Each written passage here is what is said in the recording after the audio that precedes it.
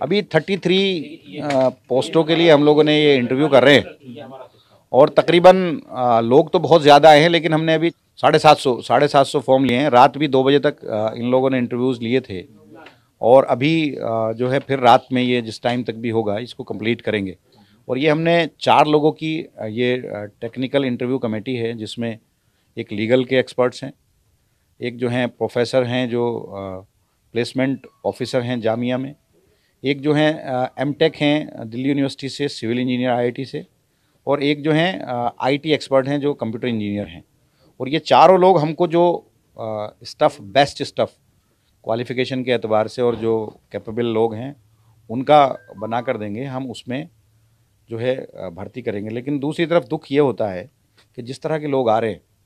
MTech तक जो हैं एमटीएस में अप्लाई कर रहे हैं, तो बेरोज़गारी का जो पढ़े लिखे लोग हैं उनमें आज रोज़गार की कमी है।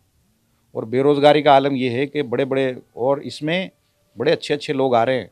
और महिलाएं भी बहुत बड़ी तादाद में आई हैं, तो आज बेरोज़गारी बहुत ज़्यादा है। अब जैसे एमटीएस है, एमटीएस में 12वीं पास की रिक्वायरमेंट है, लेकिन एक एमटेक